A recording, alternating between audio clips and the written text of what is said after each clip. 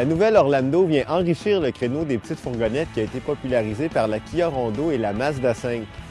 Vendue en exclusivité au Canada pour le marché nord-américain, elle tire sa plateforme et la plupart de ses composantes mécaniques, la compacte Chevrolet Cruze. Le moteur de 2,4 litres à injection directe est l'exception qui confirme la règle parce qu'il provient plutôt de l'utilitaire sport Chevrolet Equinox. Il y a 2 boîtes à 6 rapports au programme, une manuelle de série et une automatique à 6 rapports avec bien sûr un mode manuel sans embrayage qui ajoute 1 450 $ à la facture. Elle est comprise dans la version 2LT que nous avons mise à l'essai. Elle vaut 28 000 $ avec quelques extras comme un toit ouvrant et un démarreur à distance. L'équipement de sécurité respecte les normes de la catégorie avec 6 coussins gonflables, un régulateur de stabilité bien sûr et des ceintures de sécurité avant à prétendeur.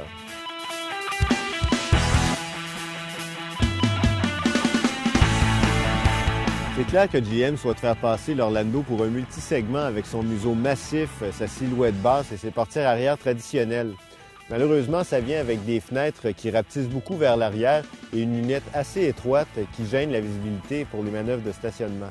Si on oublie qu'il y a 3 rangées de sièges, c'est vrai que l'habitacle ressemble plus à celui d'une familiale surélevée qu'à celui d'une fourgonnette. La position de conduite est semblable à celle d'une auto. On peut s'asseoir très bas si on veut et les personnes de grande taille vont apprécier les extra longues glissières des sièges.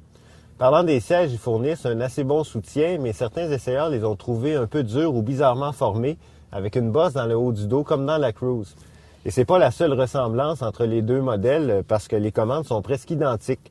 Le seul reproche qu'on peut faire, c'est qu'il y a certains boutons de la radio qui sont loin de la portée du conducteur. Quant aux places arrière, c'est adéquat pour 2 adultes dans la rangée centrale si les sièges avant sont pas trop reculés. Et dans la dernière rangée, ça va pour des courtes distances, mais on se sent un peu enfoui à cause de l'assise basse, du haut dossier devant nous et des très petites fenêtres. Et il reste presque aucun espace de chargement quand toutes les banquettes sont en place, moins en fait que dans certaines rivales.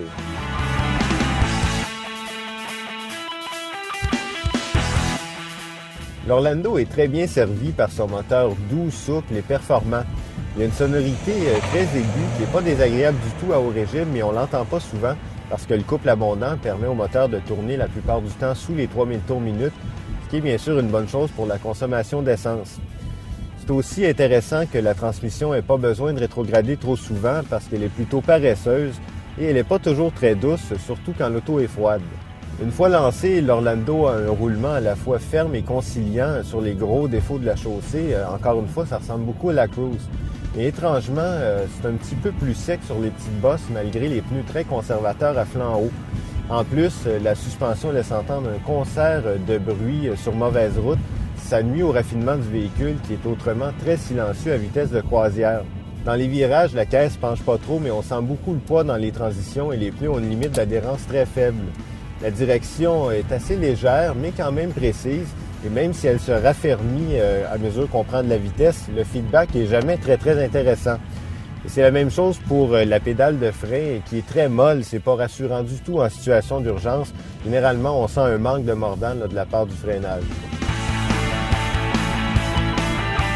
Pour ceux qui veulent absolument pas avoir l'air de conduire une fourgonnette, l'Orlando a des atouts convaincants, à commencer par sa silhouette unique et son habitacle bien fini qui ressemble à celui d'une auto. En plus, c'est un véhicule généralement silencieux, confortable et il est doté d'une motorisation à la fois puissante, économique et très moderne. Par contre, on a déjà vu mieux dans la catégorie en matière d'agrément de conduite, de maniabilité et même d'espace intérieur. En plus, le prix a l'air compétitif sur papier, mais les forts taux d'intérêt et l'absence de promotion quand on a tourné la capsule rendaient le coût réel supérieur à celui de plusieurs rivales. Ça devrait peut-être vous inciter à attendre un peu avant d'acheter le modèle, d'autant plus que la suspension de notre exemplaire n'avait pas l'air tout à fait au point.